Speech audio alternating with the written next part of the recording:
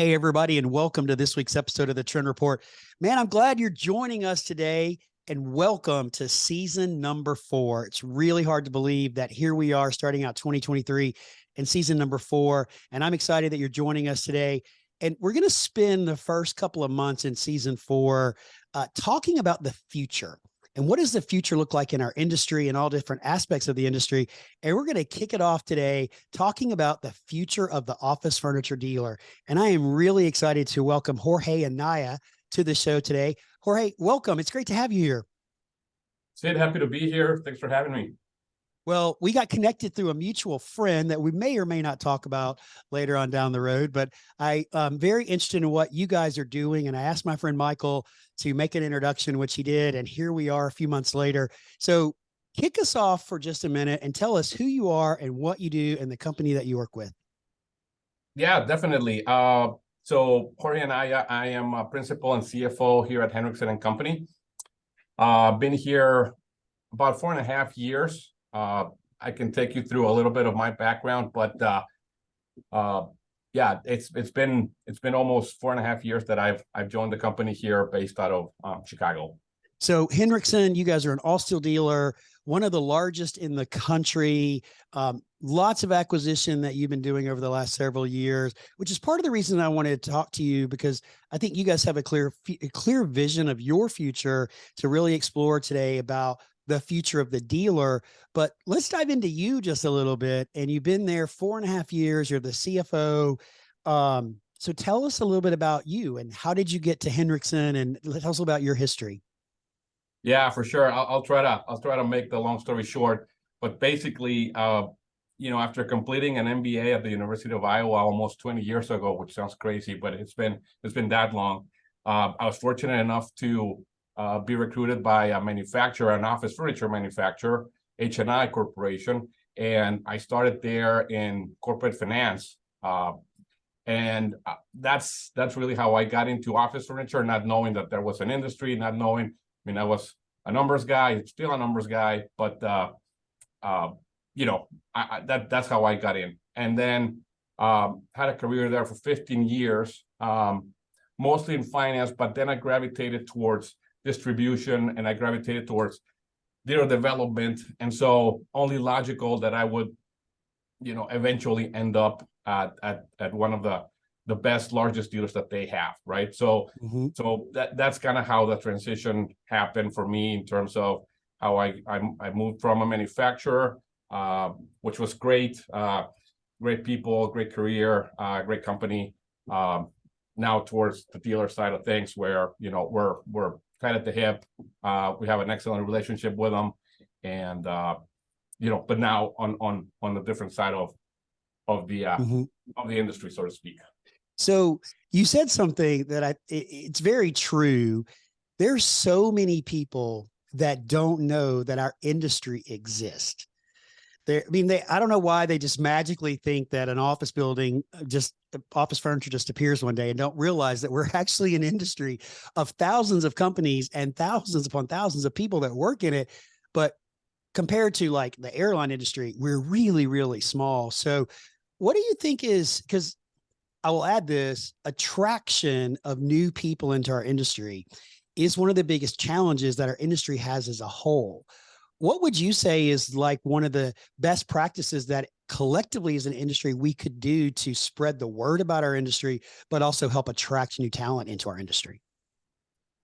Yeah, I think it's, it's a lot of things, but things like your podcast, for example, is definitely a channel or a way to spread the word and shed light on everything that the industry is about. When you talk about the different roles, the different people that work in the industry, I mean, you have everything from installers to finance folks and everything in between, designers, reps, account executives, you name it, right? So I think one of the things for me, as I've been in the industry, and the staying power of the industry for me has been the people, the relationships, the connections that we all have and we all make. And once you get in, we kind of joke about, well, you can't really get out. So you're in and you're in for life, which is at least for me so far has proven to be the fact. But I think it's been the diversity of the things that I've been exposed to, that I've been involved with, that I've had the opportunity to learn about. So it's not one thing; it's a lot of things, and there's a lot of room there to move around. So I think for me that's key. Yeah, I agree with you. I think that's one thing that people don't understand is all the different diverse job functions that exist, in our industry, whether it's finance, manufacturing, sales, design, I mean, you name it, it exists, and it's such a great opportunity. And you kind of exhibited that you grow in the industry. I mean, you started at finance at a manufacturer, and now, I don't know, 10, 15 years later, you're a principal of one of the largest distributors in the country. And it just goes to show the opportunity that exists inside of our industry. That's exactly right. I mean, unbeknownst to me, I was taking steps towards kind of where I'm at right now, starting finance, but then moving into distribution and then being involved in mergers and acquisitions. Well, that turned out to be key for my development, key for my future, skill set that I was gonna need and needed to have, the expertise to be able to execute at that level. So, again, it was the exposure, it was the moving around, it was the learning as you go and growing as you go, and then eventually you kind of find kind of the spot that you want to sort of stay with, or at least make it your bread and butter, and then stick to that. So now you're the CFO here, and one of the things you had mentioned to me previously was that you're not a traditional CFO. So can you explain that a little bit? What does that mean, you're not a traditional? Because when I hear CFO, I think about a bean counter, and I'm going to get yelled at because my hotel stay was $10 more than the expense policy allowed and all that kind of stuff. So tell me what a not traditional CFO means. Yeah. So I gotta answer carefully here, because I don't want to offend my CFO colleagues here, but at the same time, I don't own a green visor. I am not what you would, I don't fit the stereotype that you mentioned. Again, I always gravitated towards, within finance, always gravitated towards distribution, deal making, a little bit more on the operation side of things as well. And I guess I learned to understand and appreciate the front end of the business, what makes it go, and then understand who takes care of all of that and who actually makes it happen. So, and that was all having exposure to real life experience in a dealership, in companies that do that for a living, right? So, so for me, I think I kind of ended up in this job having the background of finance, but I didn't kind of grow up in like a finance specific role. I kind of went back to it, given that that's kind of how I grew up, Yeah. Well, I think, being able to be strategic, understanding what drives the business, which most people listening to this podcast will know the answer to that question is sales is what drives the business, right? Customers drive the business. And then being able to have a vision for the future and a vision of where the business will go. And so Henricksen started out as a small family distributor dealer in the Chicagoland area. And now you've grown into one of the largest, if not the largest, also dealers in the country.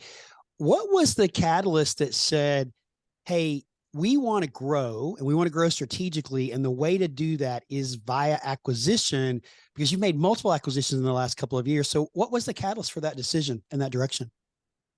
Yeah, I think, back to your point about the company, we just celebrated our 60th year. And congratulations. Yeah, thank you. And, obviously we take care of that legacy, and we take care of the company that we are responsible for, because it is a mom and pop shop that grew and grew and grew, and now it is what it is. And so for us, when we talk about growth, well, it was not only leave something better that we found it, but it was also how do we position the company and how we position our partners as well strategically for the future, so that the long term is a much better proposition for our clients, for employees, and for again our manufacturing partners. So it wasn't one thing specifically, but I think we did a lot of soul searching. We did a lot of work internally during the pandemic to make sure that we had our house in order, so to speak, so that coming out, we would be able to take advantage of opportunities that the market would provide, and close relationships that we have, that eventually, as discussions happen, the 1 + 1 = 3 conversation happens. Sure. And then that's kind of where we landed. So you might remember years ago, and I'm going to say this is probably 10 years ago, there was this conversation that was bubbling around in our industry, and I think it was started by one of the other major brands, about the concept of the hub and spoke, so that a dealer would have one central hub and then they would have spoked locations all across the United States. And it lasted for maybe a couple of years and then kind of died away. Is the strategy that you guys are using, as well as other large dealers, because there are several dealers similar to you doing very similar things, is that just a different version of a hub and spoke mentality, or is it completely different? I think for us it's a little bit different. We don't think about it as hub and spoke. We think about it as scale, as it relates to the value proposition that our customers are demanding, requiring, or needing.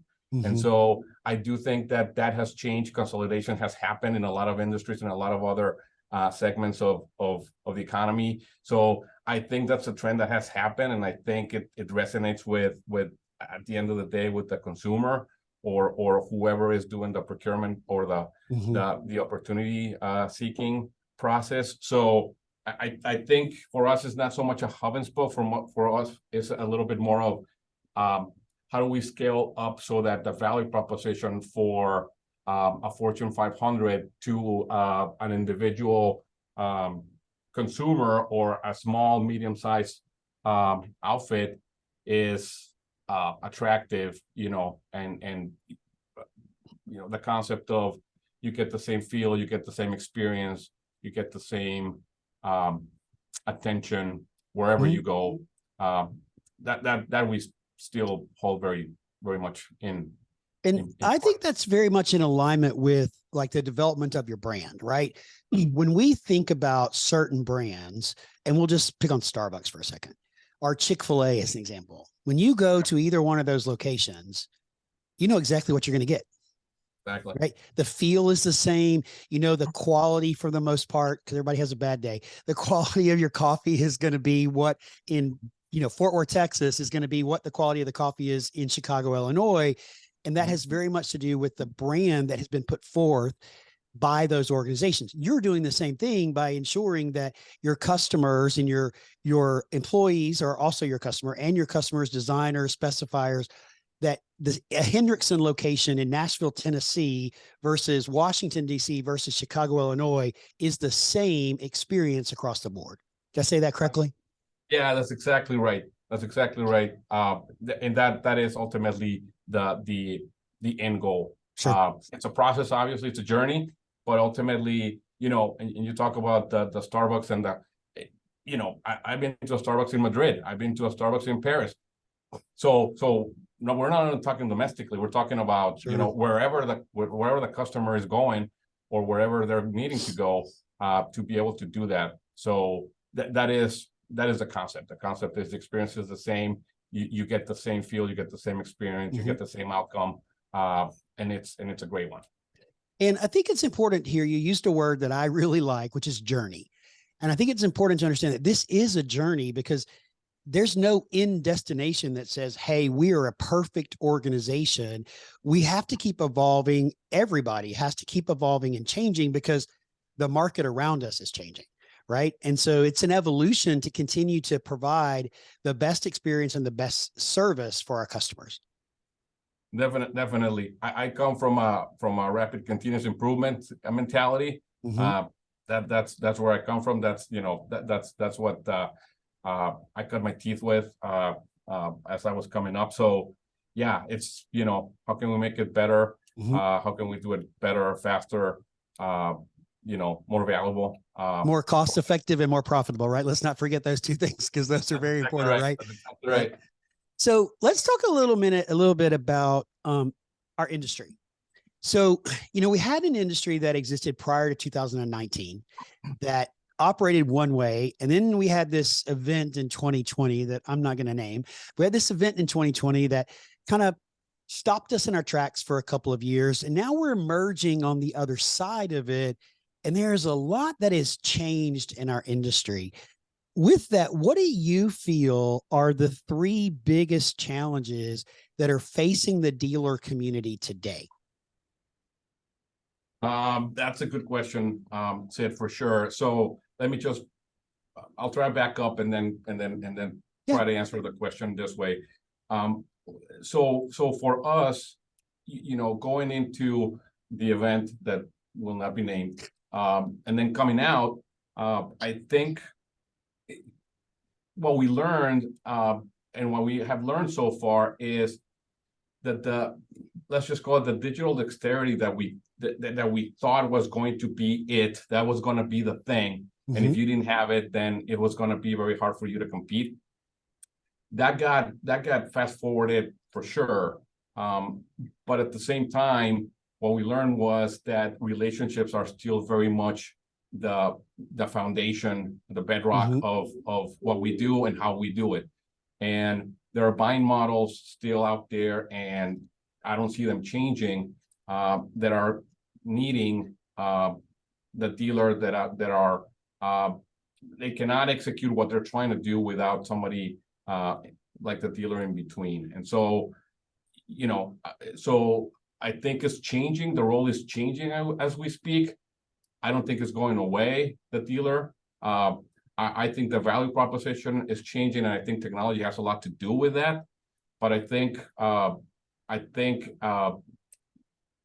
the sooner the dealership understands how to make it a little bit easier for the customer, how to speed up the process, um, how to help with the decision-making process.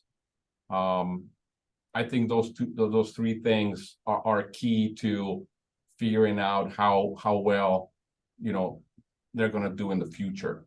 Mm-hmm. So it has to do with, how do you get ahead? How do you adapt? But at the same time, making sure that you are very, very close to what the customer is doing as well, because the customer is also adapting to this new Mm-hmm. reality, right? And some buying models are changing, some are still the same. But at the end of the day, we all want it easier, we all want it faster, we all want more efficiency. Mm-hmm. And I think that's also true for our industry and for what we do. So you bring up a couple of really good points. And some of the things that I heard were we need to embrace technology and not walk away from it. And technology is changing everywhere we look from. I mean, I remember my very first job was at an office furniture dealer. I remember the day we got our first computer and we were drawing on a black screen with green dots. We had one computer and one person that could do AutoCAD. I mean, I remember that. And technology is just constantly changing. And we have to learn to embrace new technologies that come on to understand how they can help us be more efficient and move your business and our industry forward. I think that's the first thing I heard. Yeah. The second thing I heard, which I think is also really important, is to speed up the process, because our process from customer introduction to installation, it's not easy. It Nope. is extremely complicated. And if we can condense that and Yep. make it more efficient and faster, then everybody in the value proposition or the value chain, we make more money. Right. We're more profitable when we can speed things up and condense things down. So that was the second thing I heard. And the third thing I think is really, really important, which is be a partner.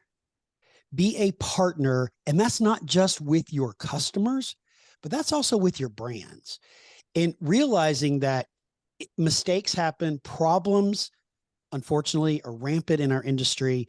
And we have to come together as a partnership between manufacturer, dealer, and end user, and in some cases, the interior design firm, to solve those problems. But they're going to be solved the best if we truly partner together. Yep. Yep. Absolutely. Absolutely. So thank you for that, by the way. And when you think about dealerships moving forward, what do you believe that the future of the dealer is going to be like? Because I agree with you that the dealer is not going away. It will always be something that we need in our industry and in the value chain. I do believe the role of the dealer is evolving. So how do you see it evolving in the future? Yeah, I mean, obviously we have to start with technology and leveraging whatever is out there, as it relates to customer facing applications that make it easier, that keep you more informed and updated as to what's going on. But also, when you talk about visualization and tools of that nature, I mean, that's obviously something that we've all sort of been playing around with and trying to figure out how to best utilize those tools, right? So it's about the convenience again, and going back to that. But I also think that, as it evolves, I think that the dealer needs to step up a little bit of the expertise that I think is the key to the value proposition. So at the end of the day, people come to us for counsel, for really opinions, or to basically tell them here's how you do that. If you want to do this, this is what we recommend. Or basically just say, hey, I can do it all for you. You just got to tell me, a few items here, and we can go from there. And so I think that level of whether it's training, whether it's development, whether it's raising the bar from a skill set, from a knowledge perspective, from just a craft perspective, I think that needs to be a constant, and it probably needs to be accelerated a little bit in terms of, how much of an expert opinion is valued. So the frequent listeners to the show probably know exactly what I'm about to say, because you just hit on something that I am super passionate about, which is I do believe all of us, the dealer, consultants and coaches like me, manufacturers, we need to focus on being a student of our industry and becoming industry experts and not product experts, right? Because if your salespeople or your business development people walk in to meet with a customer, they need to be able to understand that the brand name, forgive me to all the brands out there, I love you, but just go with me here. The brand name of the product you're selling is irrelevant. What's relevant is the solution that we provide to the customer based on the business problems that they have. And if we don't understand the industry, and we're not an expert in our industry, we don't understand things like biophilic design or things like what it really means to be in a hybrid workplace, and we can't educatedly talk about those, then we're not doing the service to our customer to get the business that we need so much. Right. That's exactly right. I mean, ultimately, when we talk about buying models and we talk about how we consume products out there, that's a little bit of the differentiation between, I can buy something online, but at the end of the day, some of us do actually still go to the store, and we might not buy it there, but we try it on there. We kind of look at it in real life. There's still the physical aspect of what we do, which is important. And I think that's kind of where there's a difference between seeing something online and doing reviews, going into a store, touching it, and then asking the person there to tell you, what is this about? Is there something coming out next? I mean, tell me about the product. Tell me about the industry. So it's a different conversation, that it depends on how you buy, and how much you worth, or how much worth you put on the expertise that somebody can share with you. Mhm. that ultimately proves to be, brand loyal, or that's why you keep going back to the same things, because, your decision making to either begin that relationship with them was done in the best possible way, with the Mhm. best possible information and with the best possible expertise. So thank you for adding that. And I think it's spot on. And the way you do that is by education, by learning and education. You do that by reading industry magazines. You do that by reading research articles and following thought leaders that are sharing information about healthcare trends or trends in government or whatever it is, so that you, as a owner, as a CFO, as a salesperson, as a designer, can be up to date so that you're talking to your customers about what's really happening inside our industry. And, we have to stay ahead of the curve. And leveraging technology is one of the things that you said. You've gone back to it a couple of times. So I have a question about that. What do you think the future is as it relates to artificial intelligence? Now you're laughing. Have you been asked that question before? I was wondering, somebody mentioned to me, ChatGPT, Oh, dude, have you tried it? and very briefly, but it's mind blowing. It And is totally mind blowing. and so I think as we chuckle and we talk about that. I mean, there's definitely, it's early, right? Mm-hmm. And not only our industry, but I mean the whole spectrum is trying to understand and trying to kind of figure out how this fits, and how do we make it something that is part of our lives going Yep. forward, and where again, kind of, what do we do with this? Because when you first get it, it's kind of, it's exciting, but at the same time you get overwhelmed fairly Yes. quickly, and it's like, okay, so what does this mean, Mm-hmm. and what is this going to do? And so that's definitely something that we're coming up here on strategic planning time, and we're looking at topics, and we're looking at sort of what we want to do for our 10-year and 3-year and 1-year horizons. Sure. And I can tell you that's for sure one of the items that's on there, because we need to start thinking about that, and we need to start Mm-hmm. talking about what technology is going to mean, and what does this mean right now and into the future, and what can we do or start doing Mm-hmm. in order to at least be relevant and be having some exploratory conversations or even engagements as to what Mm-hmm. can we do with this. So I want to go back for just a hot second and explain ChatGPT. For those of you listening that don't know what it is an AI system that you can go to open.ai, I believe, or I don't know. We'll find the link and we'll put it in the show notes for you guys. You can click on it and you can go try ChatGPT. So George Paul Thomas. And you can literally tell it to do something and it does it. So in the entrepreneur community and the coach community, this has kind of come up a lot. Because I talked about it and went to their website, all my social media channels are full of ChatGPT information. Specifically, TikTok is like crazy with them. And so you can actually, I'll tell you what I told it to do. The other day, I said, please write an expense policy for an office furniture manufacturer. And I gave it some more parameters. In 15 seconds, I had an expense policy that I downloaded, copied into a document, read through it, and I went, okay, this needs to be changed. This needs to be changed. We need to add this. And within less than 30 minutes, I had created an expense policy. And and I've had a friend that he owns a e-commerce company and he thrives on blogs, right? And he was telling me, he said, I usually write one blog a week. It takes me about 2 to 3 hours. In 2 hours, this was a couple of days ago, he said, in 2 hours yesterday, I wrote 5 blogs. Because it's so smart, and I'm just fascinated by what it does. So I'm very interested to see how this impacts our industry and how our industry decide, if they decide to use something like this, how they decide to use it. Yeah, definitely. I mean, we're right there with you. It's still a big question mark, and right now, I think just like you, I'm having fun with it.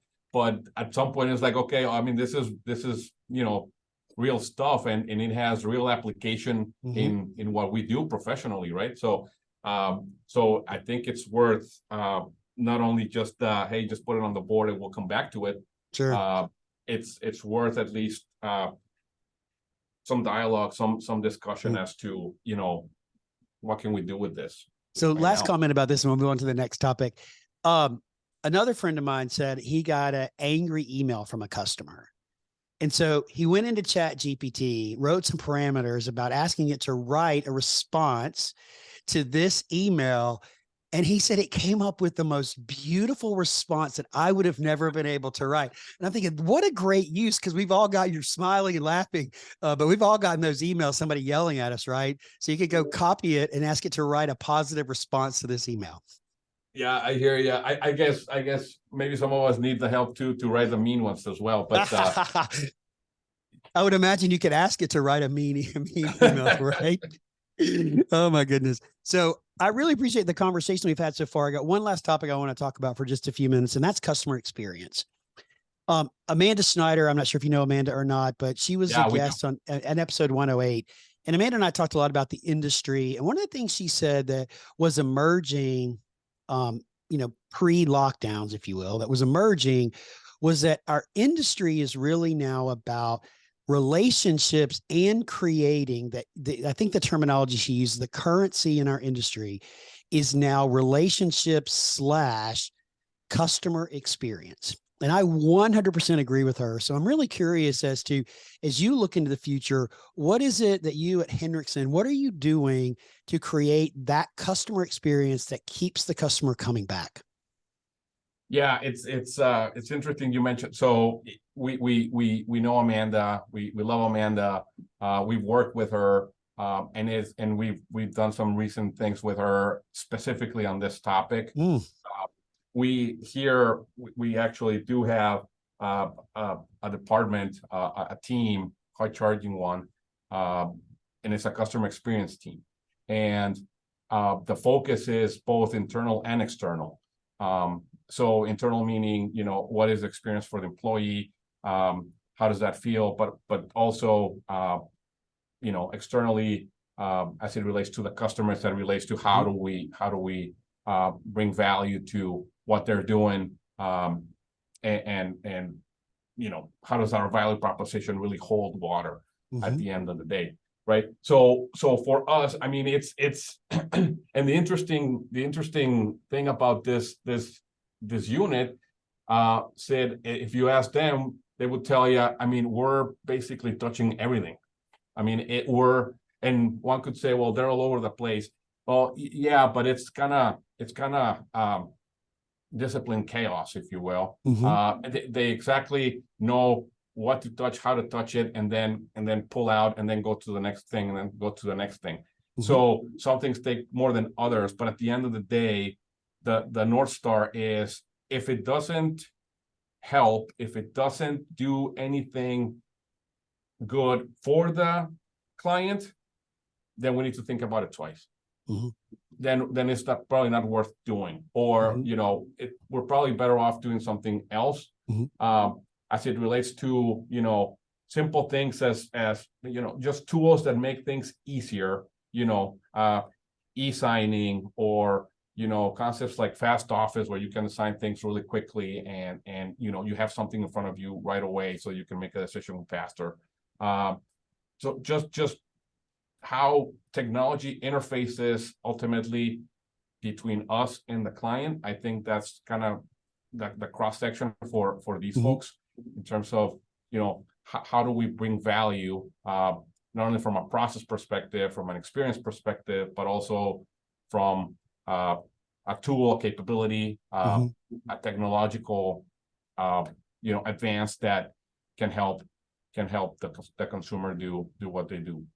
Well, first off, let me congratulate you on having an entire department that's focused on customer experience, because it is really important. I also appreciate how you have divided it into two categories, which is also very important, into external and internal, because I think a lot of companies, and I'm generalizing, don't understand that your employees are also your customers.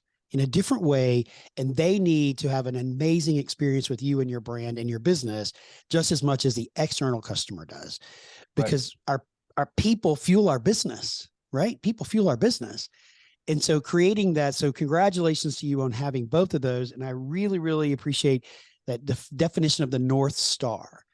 And, I wonder, and the tip that I got out of that, and I hope the listeners did too, is if you're not focused on customer experience, you need to be. If you don't have a department, or maybe you can't have a department, then look outside or to other resources to help you understand what customer experience is. For me, I'm reading a book right now that is all about this. It's called Unreasonable Hospitality. Have you heard that book? I haven't, but I'm Yeah. thinking Hang on, I'm gonna grab it. So it's this book. If you're watching on YouTube, I'm holding the book up. It's called Unreasonable Hospitality, and it's by Will Gerard. Yeah. And it's published by Simon Sinek in his publishing company. It's an amazing book that talks about the remarkable power of giving people more than they expect. Now, what's interesting about this book, Jorge, is it's all about the restaurant business. Gotcha. But every chapter in this book can be applied to our industry. And that's why I'm reading it, because I think it's so important that we, as an industry, truly understand what it means to create an unbelievable customer experience for our customers. So that's my big takeaway, is go create something, because remember, this starts when they're on your website. It's not just talking to your people. This starts on social media. What kind of experience does the client or the prospect have with your business any place they can interact with you? Yeah, for sure. And, going kind of back to full circle here. So, when you talk about growth, and when you talk about acquisitions, and when you talk about consistency on the experience, these folks are key to making sure that that integration, those processes, that feel that acquisitions need to have is there. So they have proven to be very, very helpful and critical in making sure that, again, it's a journey, but that whole, how do we adopt best practices? How do we become better all around? How do we adopt, however everybody does it best, and then do it across. When it comes to growth, this group, without this group, it would have been really, really difficult to really talk about, how do we acquire, how do we adopt best practices, how do we integrate, how do we do it quickly? And so, it kind of served its purpose. And that was a little bit of the thought process behind it. It's not only going to do everything that we just talked about, but also when it comes to growth, having a group like that has been very, very essential for us. That's awesome. So, Jorge, I really appreciate you joining us today, giving us a little bit of a glimpse inside Henricksen and what you guys are doing, and sharing your thoughts about the future of the dealer and the industry. So I have one last question for you, actually two last questions, but the next question for you is, what tip or advice would you share with our dealer community about helping maneuver their way through what's going on in our industry right now to get to the other side? What kind of tip would you give them about the future? Yeah, I appreciate the question. I feel I should be asking that question as well to everybody out there. But, again, I think for us, it has a lot to do with, it might sound basic, but for us, it has been all about, making sure that the culture is taken care of, that you pay a lot of attention to that. And we have been doing that very intentionally for a while now. So I think that's, especially in times like these, is critical. So don't overlook that. And then at the same time,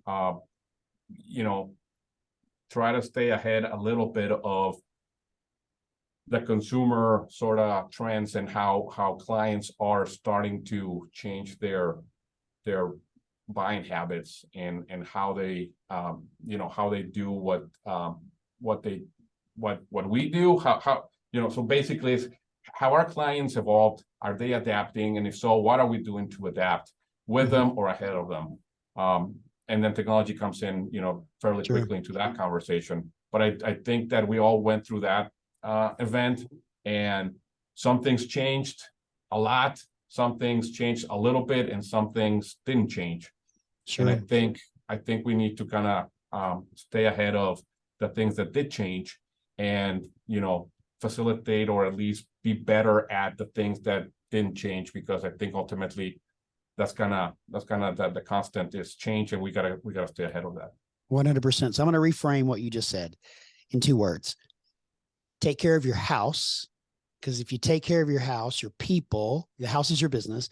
Your people will take care of your customers. That's number 1. That's the first tip you get, which I love that tip, right? Yep. And the second thing is stay ahead of the game by educating yourself and learning about not only trends in our industry, but buying habits from our customers, how the markets are changing, the evolution of the hybrid workplace, whatever it is. Educate yourself. Draw back to what we talked about a few minutes ago. So take care of your house and educate yourself. Yep. Are the 2. Those are great tips. So thank you for letting me put you on the spot for those, because I think those are fantastic. Yeah, no, hey, no worries. And if you have any for me, I'm glad to take them too. So, you know, that's not a really good question to ask a coach and a consultant and a business advisor, because we can spend the next hour with me giving you advice like that. But I will refrain, for the benefit of all the listeners, will refrain. But listen, Jorge, again, thank you so much for joining us. I really appreciate you being guest number 1 on season 4 of the Trend Report. So thanks again very much. If our community would like to get in touch with you, what is the best way for them to do that? I think email would be great. Perfect. So the email, I'm sure. Yeah, we'll drop the email in the show notes, as well as your LinkedIn profile. And hey, if you do reach out to him, Pete, be sure that you let him know that you heard him here on the Trend Report, and that's why you're reaching out. Jorge, thanks you again. I'm wishing all of you at Henricksen an amazing 2023, and look forward to maybe connecting with you in real life at NeoCon. Yeah, for sure, Sid. It's been a pleasure. Thanks so much for having me. Really enjoyed the experience, and yeah, appreciate your interest in Henricksen, and we'll see you soon. Thank you again. Thanks, everybody. We'll see you again in a couple of weeks.